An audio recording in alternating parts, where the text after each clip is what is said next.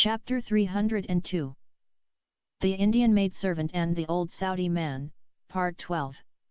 There is an evil practice among the Arabs called Mufahazat al-Sigar, which loosely translated as the thighing of children. There is no proper English translation for this practice, simply because it is not a Western norm. The thigh is the part in humans between the hip and the knee. The nearest evil practice to thighing in English would probably be child molesting. However, thighing is infinitely more evil than child molesting. It is done by an adult man to a female child, with the sanction of religion. Now let us see how it is practiced on a female child and who began this evil practice. According to an official fatwa issued in Saudi Arabia, the Prophet Muhammad began to practice thighing his child bride, Aisha, when she was 6 years old until she reached 9 years of age. Fatwa number 31409. The hadith, which was quoted earlier, mentioned the Prophet Muhammad started performing literal sex with Aisha only when she reached the age of 9, Sahih al-Bukhari, Book 62, Hadith number 89. Muslim scholars collectively agree, by virtue of divine example, a child becomes an adult, available for sexual intercourse as soon as she reaches the age of 9. Likewise, the Sharia allows any of the faithful to marry a 6-year-old child. According to the fatwa, the Prophet Muhammad could not have sex with his fiancée, Aisha, when she was 6 due to her small size and age. However, the fatwa said that at age 6, he would put his penis between her thighs and massage it gently because he did not want to harm her. Imagine a man of 51 removing the clothes of a 6-year-old girl and slipping his erect penis between her thighs, rubbing her until he ejaculated and his semen ran down her thighs. To this day, this is considered a benevolent act on the part of the adult male not wanting to harm her. What harm could be inflicted upon a young girl mentally and emotionally if not a grown man showing her his penis and stripping her of her clothes and rubbing his male organ between her legs?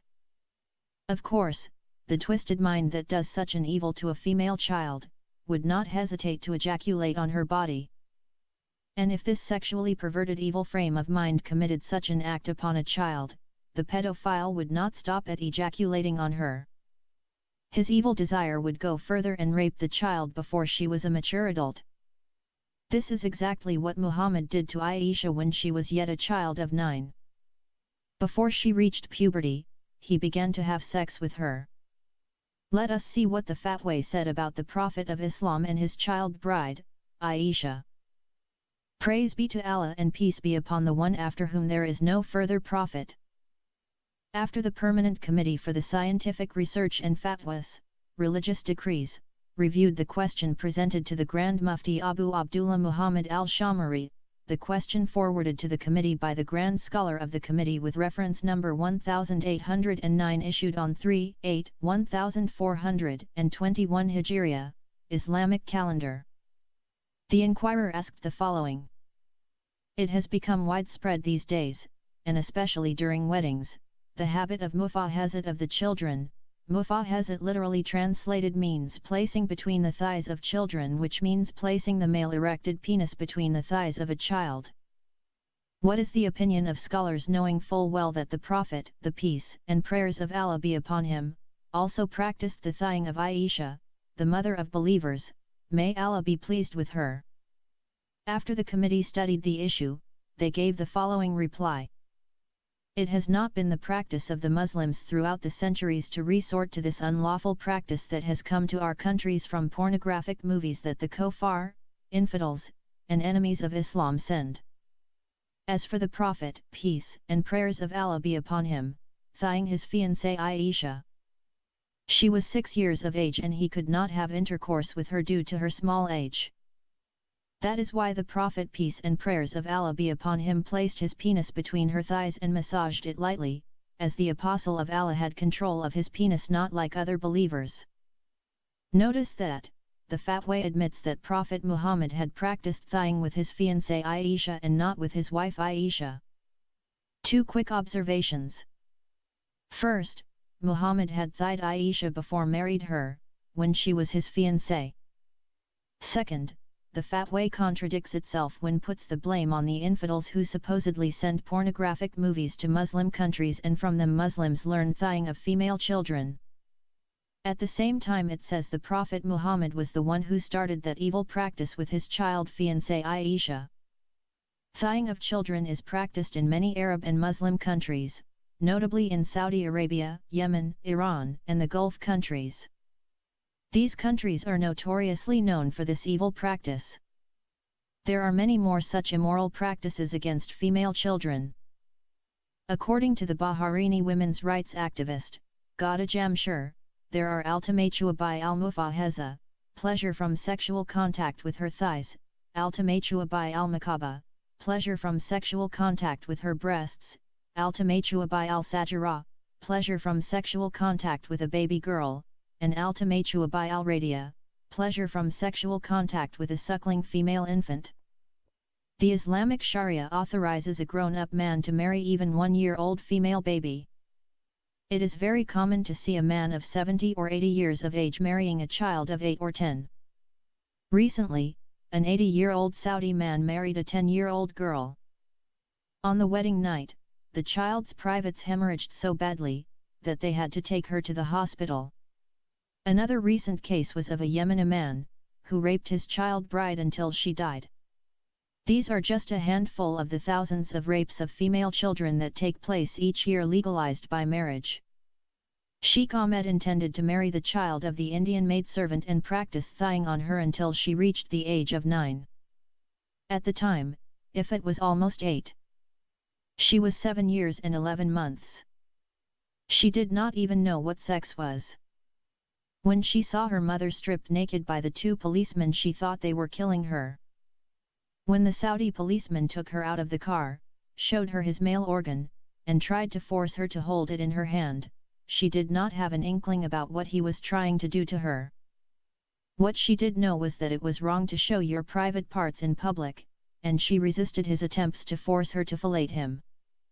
As it turns out, the sacrifice of a mother offering herself up to the 2 policemen prevented Ifats from being raped. Alas, now with her mother unjustly incarcerated, Ifat lost her one and only guardian, with no one to protect her from life's evil. Upon reaching the house of his first wife, Sheikh Ahmed changed his mind. He told his wife he was going to send the daughter of his Indian maidservant to her family in India, after a few days. His first wife agreed to keep Ifat in her house. He did not tell his wife that he was planning to divorce her and marry the little girl in her place. Sheikh Ahmed's wife was bedridden, suffering from the last stages of cancer. She could die at any moment, but her selfish husband could not wait for her to die. He had remarried her after divorcing her to marry his Indian wife, Christy.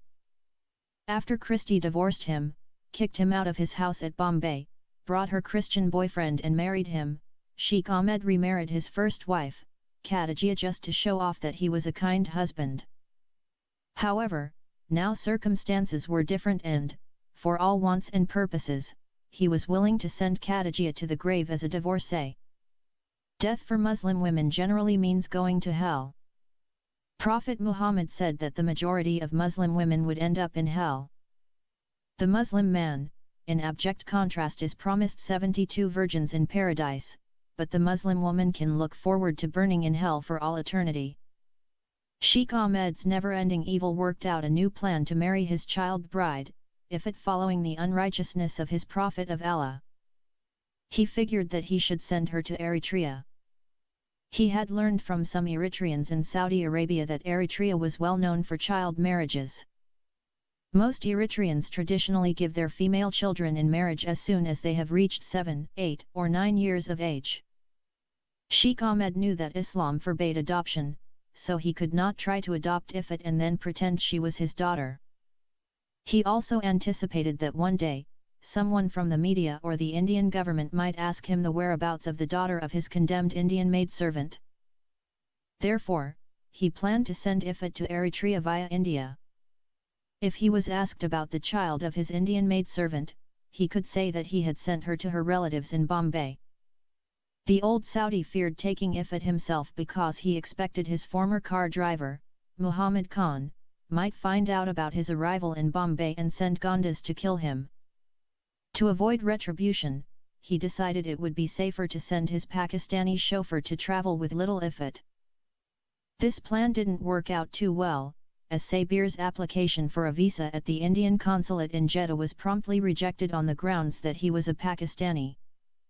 To get around that particular obstacle, Sheikh Ahmed booked the trip of his soon-to-be child bride and his Pakistani chauffeur on a Saudi flight to Eritrea through India and the Philippines.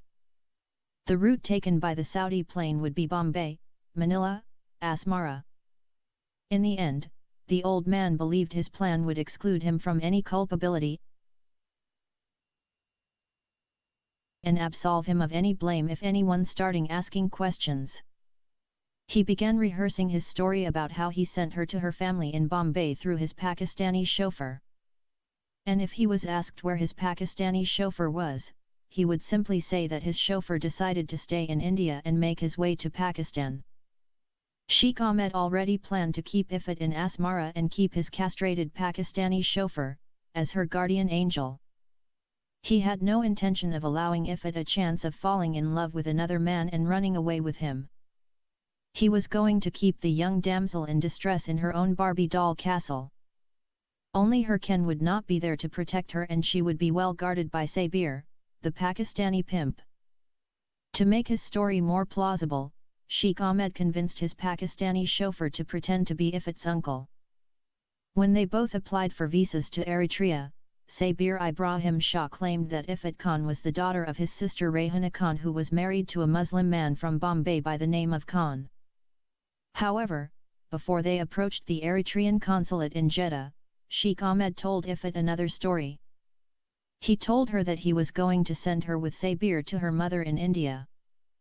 To that end, she was supposed to say that Sabir was her mother's brother. The plan of the evil old man worked out perfectly, and his child bride began her trip to Eritrea. He flew to Asmara the very same day Ifat and Sabir started their long trip to Eritrea via India and the Philippines.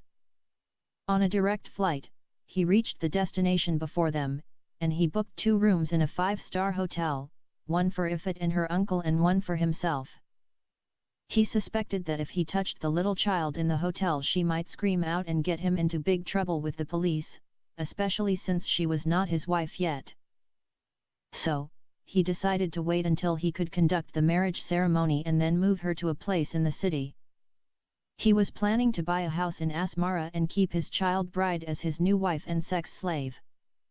The most dangerous place for women in the world was the Kingdom of Saudi Arabia.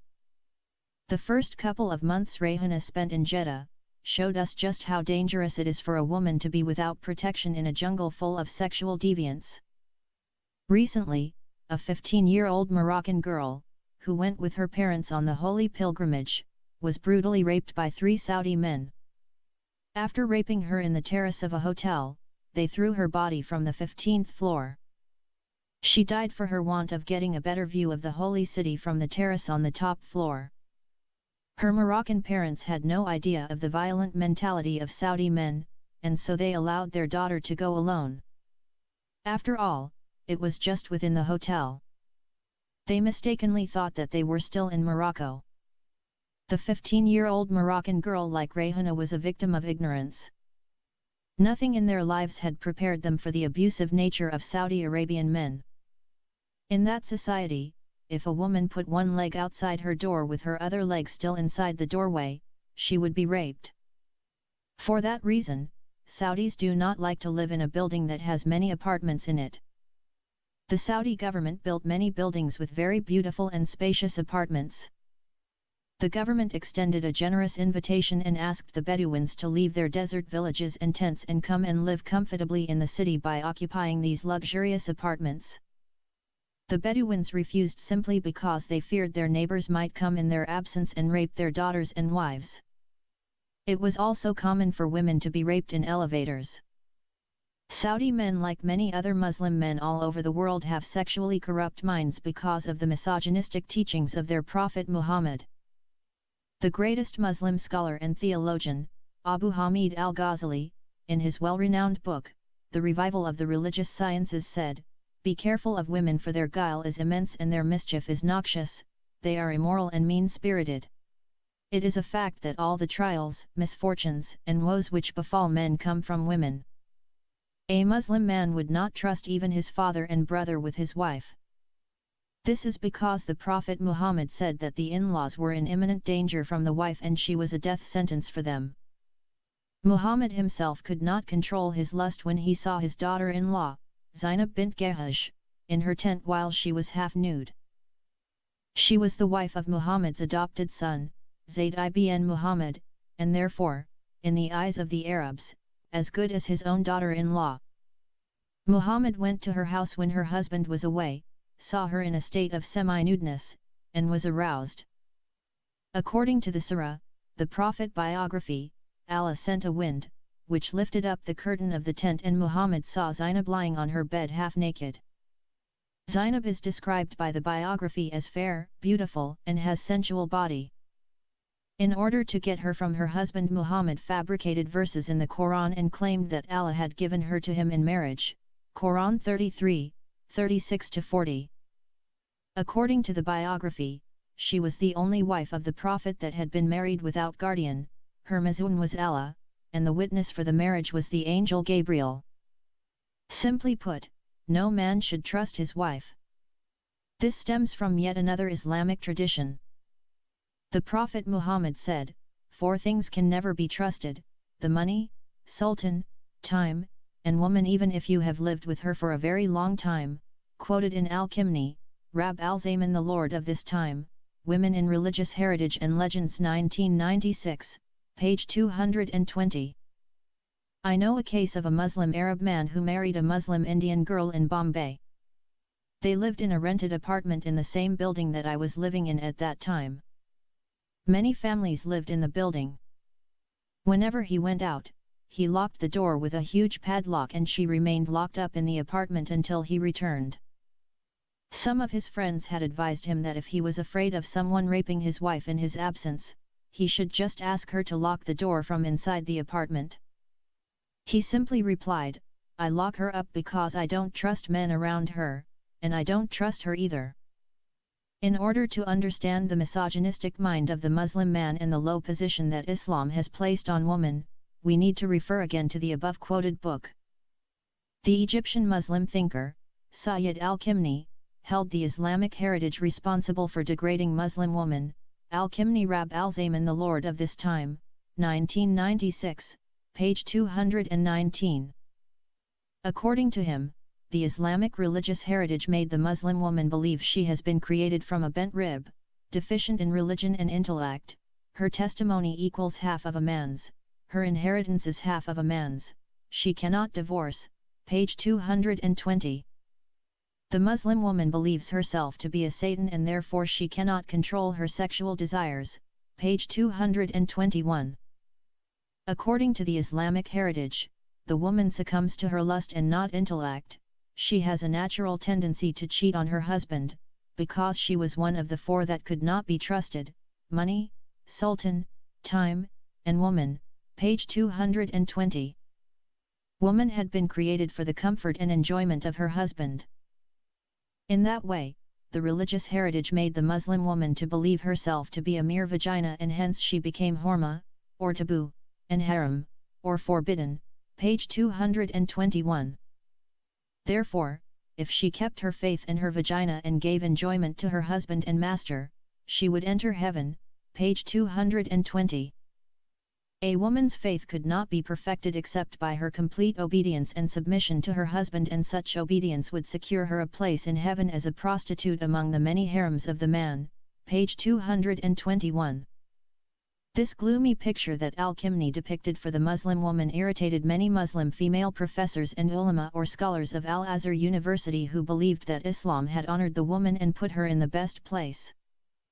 Al-Kimni was condemned as a kafir or unbeliever by the female professors and doctors of Al-Azhar Al-Sharif University because he exposed in his book, Fascists and the Nation, the low status in which Islam put the woman, that she was inferior to man in every respect and made for his sexual pleasure. The main reason for their protest was that Al-Kimni made a mistake by demanding rights for women, which Islam gave to men only, page 177. Sheikh Faiz bin Ahmed bought a house in Asmara and transferred Ifat Khan and her uncle to the home. Then, he found an Eritrean Mazoon and asked him to bring 2 witnesses to his house to conduct the marriage ceremony with his young Indian fiancé. Islamic law would not require Ifat to sign her marriage contract. According to the Sharia law, a woman is utterly incompetent to enter into a marriage contract either herself or for another, even though her guardian should authorize her to do so. A father can contract the marriage of his virgin daughter without asking her consent whatever her age. Verma 1988, page 24. Since Ifat Khan was a virgin, her consent was not required. When her mother was contracted in marriage to Sabir, the Islamic law required her consent because she wasn't a virgin. In some Muslim countries, a Muslim widow or divorcee would not be forced into another marriage without her consent. When the Eritrean Mazoon arrived, with his 2 witnesses, Sheikh Ahmed and Sabir signed the marriage contract. As her uncle, Sabir was considered the guardian of Ifat Khan. Muhammad said no marriage without guardian. The Prophet said further that if a woman gets married without her guardian's consent, she is a prostitute. Somehow, Muhammad exempted himself from this law when he married Zainab bint Gahash and Safiya bint Huwaya. In case of Zainab, he claimed that Allah had married her to him and Safiya had no one left to be her guardian because Muhammad had already killed her father, husband, brother, and her entire Jewish tribe. A woman is not an acceptable witness in a marriage contract, nor can a mother be a witness for her own daughter to marry. If the girl's father was deceased, then it would fall to her brother, grandfather, or uncle to be the signatory. If she had no father, brother, grandfather, uncle, or any male relative, then the judge of the Sharia court shall sign her marriage contract. In other words, by way of the Sharia, a widow would have her 9-year-old son become her guardian and he would sign any contracts in her behalf. If he could not write, his thumbprint will suffice. Sharia law also allows a boy to get married when he reaches the age of 9. There is, however, no minimum age for a girl. A father, then, is allowed to contract his 1-year-old daughter in marriage if he so desired. When Ifat Khan was contracted in marriage to the 70-year-old husband, she was 7 years old, almost 8. She had no idea what marriage was. She was not even informed that she was to become the wife of Sheikh Ahmed. The Eritrean Mazoon made up the marriage contract, issued the certificate, received his fees and left. As soon as the Mazoon and the 2 witnesses left, the evil old man decided to imitate the example of his prophet Muhammad. He took his child bride to his bedroom and asked his Pakistani pimp to translate his first words to his child bride. Through his interpreter, he told Ifat that she had become his wife. Ifat did not understand what he meant by wife. Then, he told her that he was not going to harm her. He told her that he was going to give her beautiful gifts if she agreed to remove her clothes and show him her underwear. Ifat refused. He added that he would give her beautiful Barbie dolls and golden ornaments. Then, he opened a cupboard and showed her some lovely dolls, golden necklace, and bangles. The child liked the beautiful dolls and ornaments. She took them from his hands. While she was playing with the dolls and putting on her ornaments, the evil old man began to touch her body and lustfully feel her up. Then, he began to remove her dress. Ifat did not resist. She was scared that if she did not allow him to remove her clothes, he would take away the beautiful dolls and ornaments that he had given her. When he stripped her of her outer dress and left her in her underwear, the old man ordered his pimp to go out and lock the bedroom from the outside. The evil Saudi was prepared. He had various kinds of chocolates, candies, and cookies. He also purchased lovely dolls, ornaments, dresses, and shoes. He bought some games too. He filled the cupboard with every kind of attractive gift tempting to a small child like Ifat. Then, he began to coerce her with more tempting gifts. After she allowed him to remove her dress, he asked her to sit on his lap. When she refused to obey him, he showed her more dolls and chocolates. When she wanted to take them from his hands, he held them back. He used his arms to motion for her to come sit on his lap, or he would not give them to her. Ifit obeyed him and sat on his lap. When he began to feel her body, kiss her and touch her privates, Ifit got scared and tried to run away from him. Of course, he restrained her and promised to give her more gifts. Then, he opened his garment and showed her his privates. Ifit refused to look at his private parts, closed her eyes, and began to cry. He let go of her and he allowed her to get up from his lap. He stood up, went to the child-sized cupboard, and opened all the drawers and doors. Then, he showed her many more dolls, ornaments, candies, and cookies. He waved his hand and invited her to come and select whatever she would like. Tempted by the gifts, Ifit went to the cupboard and began to grab whatever she liked. While she was bending over selecting all the fascinating and colorful gifts she had never seen before and would like to have, he came up from behind and began to thigh her. Ifit did not understand what he was doing to her, so she just continued to explore the cupboard. That day the 7-year-old girl saw things she should not have seen at her age, and she was sexually abused the way no child should ever be. Only pedophiles would contemplate schemes that culminate in the ruination of a young girl's childhood. Little by little, the evil old man blackmailed Ifit until he had accomplished his first thighing of the innocent child and ejaculated all over her backside and down her thighs. Then, he allowed her to take her collection and go to the washroom and wash herself and then play with her dolls. Sheikh Ahmed felt no guilt. His conscience was clear because he knew his Prophet Muhammad used to do the same thing to his 6-year-old child bride, Aisha bint Abu Bakr. Ifit Khan was still a child and obviously not developed enough, neither physiologically or psychologically, for sex with an adult, much less, one who was not inclined to be gentle. For her, it was simply a horrifying nightmare and unbearable torture. When the evil old man began to rape her at the age of 9, she felt like someone was inserting a knife in her private parts, a deep wound tearing her up inside while she screamed. Thighing was painless, and her young intuition already told her something was amiss. But a child's resolve will crumble when coerced day after day, occasion after occasion. He tried to get her to fillet him, failing which, he resorted to harsher methods. He made her starve for many hours, and he refused to give her water. He locked her up in a small room, and he denied her basic human needs. For more than 24 hours, he imprisoned her in a room, with no lights and windows. She was not allowed the use of a washroom and had to use the same room as a toilet. Up against, what must be for a small child, insurmountable odds and pressure, she agreed to do anything he willed.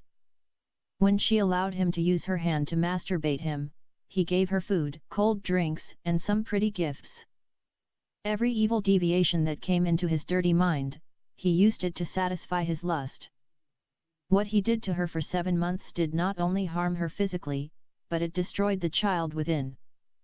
He replaced the innocence of a child with ugliness and shame that she would have to carry with her for the rest of her life.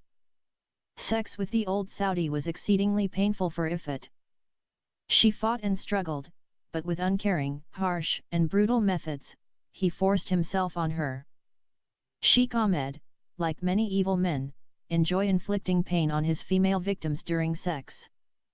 Some Muslims believe that the jihad of the woman should be on the bed of her husband. The good Muslim wife was the one who is supposed to feel the pain during sexual intercourse, and the noise and sound of distress allows her husband to validate his manhood and strong sexual ability.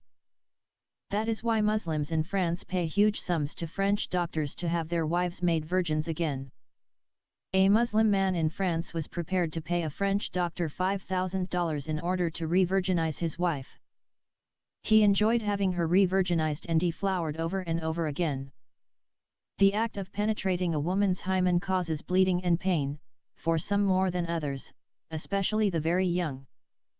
Evil and perverted is the mind of a husband who enjoys causing pain to his wife and seeing the blood running out of her vagina. Muslim men get these twisted ideas directly from the teachings of Islam about the virgins of paradise. The Quran and Hadiths simply state that the virgins of paradise remain virgins after intercourse. The Prophet was asked, "Do we have sex in paradise?" He answered, "Yes, by him who holds my soul in his hand, and it will be done daman, that is the intercourse done with such shove and disturbance. And when it is finished she will return pure and virgin again." Hackett and Newton 1996, page 17. According to this hadith, either Allah would stitch up the virgin's vagina immediately after she was deflowered by insertion of the male's penis, or he would recreate a new hymen and insert it in her privates. In fact, in Islam the woman is nothing but a vagina. The Prophet Muhammad said, "The woman is a wara. When she goes outside the house, the devil takes charge of her." Tirmizi, Volume 2, page 65. According to this hadith, whenever the woman goes out of her house she is possessed by demons. So, she is dangerous to society, and hence she should be imprisoned inside her house. There is no definition so widely used and accepted among Muslims for defining the woman than, "The woman is a wara." The term awara is defined in the Encyclopedia of Islam as the external genitals, especially of the female. Hackett and Newton 1996, page 5.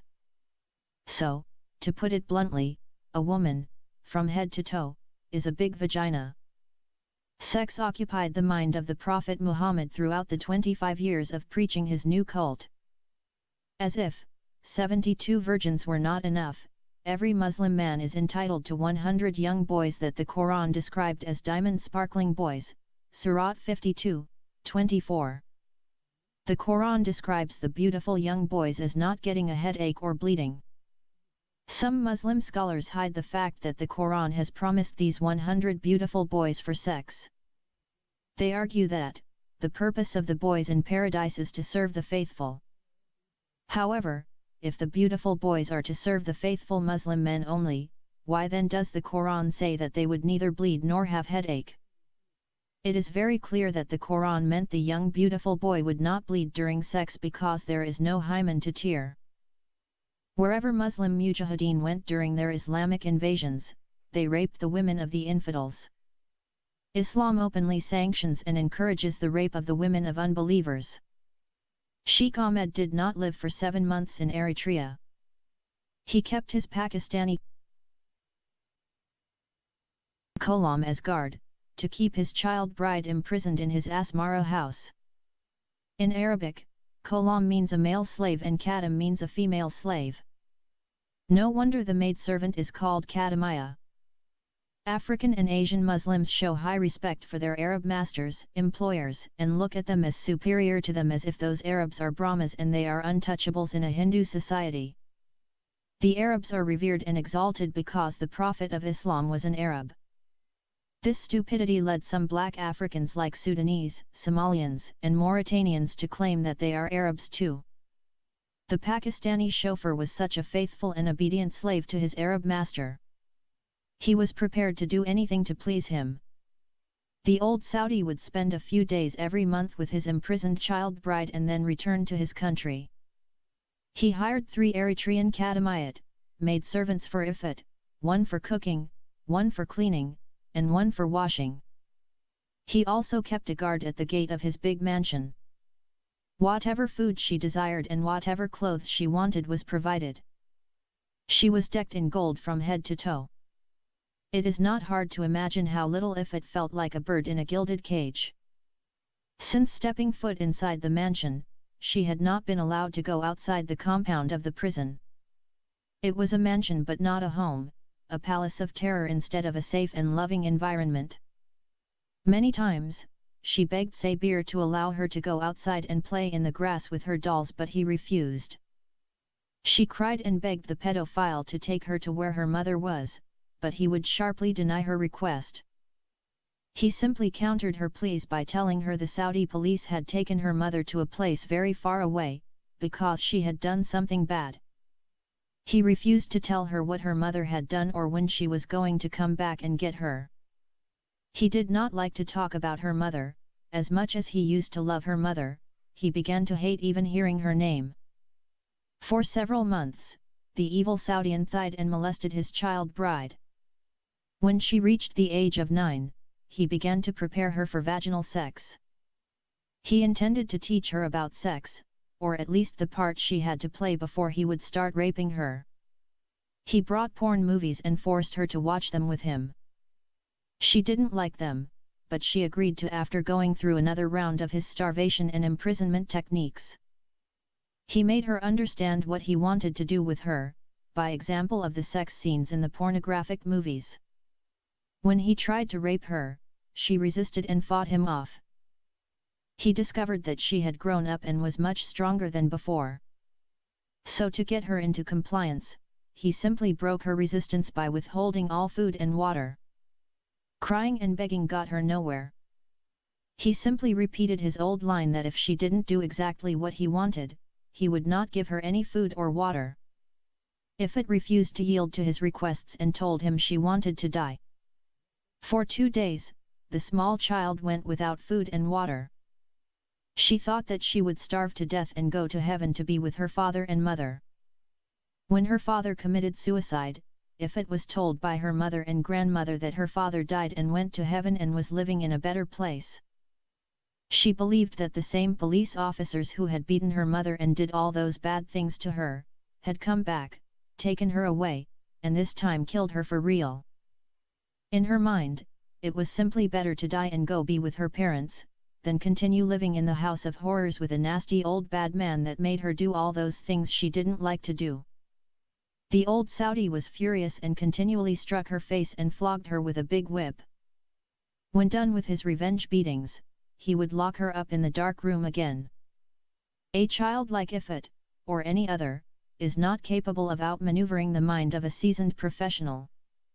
He simply resumed his methods, and he eventually got exactly what he wanted.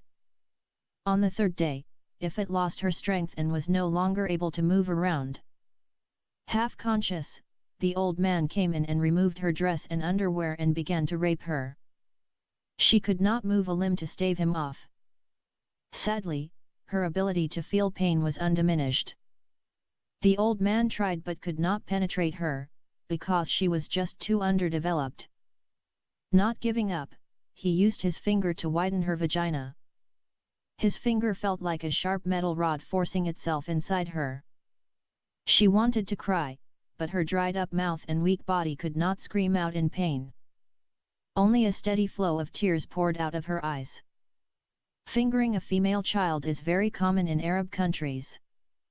The old Saudi man tried repeatedly to penetrate her, but he could not. He was very advanced in his years and had lost much of his vigor, but was determined to penetrate her by all means.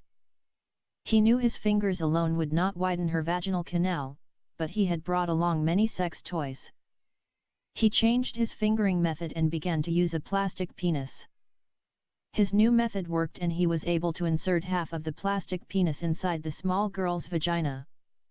The blood ran out of her vagina and turned everything around it red. She felt as if he was using a sharp knife and sawing her in half. The pain was unbearable. She lost her consciousness. He did not bother to find out whether she had lost consciousness or had died. His lust blinded him and he decided to penetrate her even if she was already a corpse. He mounted her seemingly lifeless body, and began to penetrate her.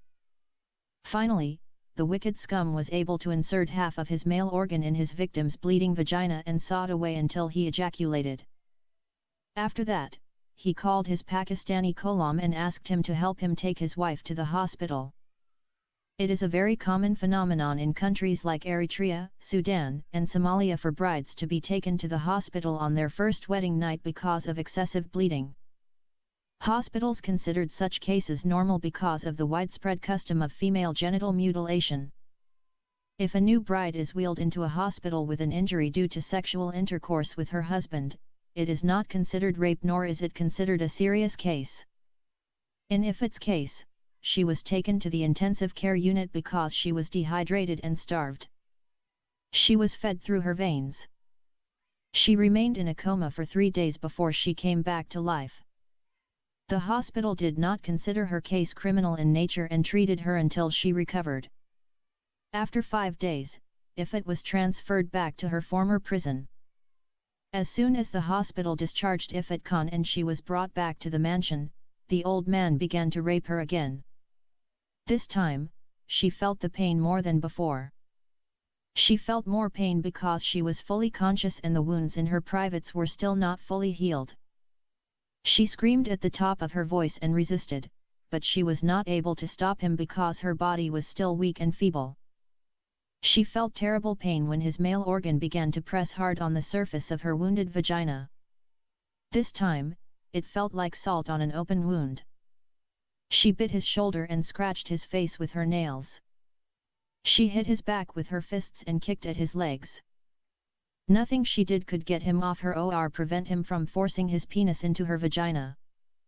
As he began to penetrate her, she fainted again. As before, the old Saudi did not bother to find out why she stopped resisting and screaming. He just continued to press on until he had fully inserted his penis inside her vagina. This time, he did more damage and after he ejaculated, blood pooled around her body. For the second time, he called his Pakistani pimp and asked him to treat the child bride. This time, he decided not to take her to the hospital. He was afraid that she might be hospitalized again for a few days. He would not tolerate to wait until she got discharged. He wanted to enjoy raping her no matter what her health condition. He just told his pimp to clean up the blood around her vagina and to apply Dettol to stop the bleeding. The Pakistani Ghulam followed the orders of his Arab master and began cleaning her up and applying the Dettol. After that, he used cold water to revive Ifat.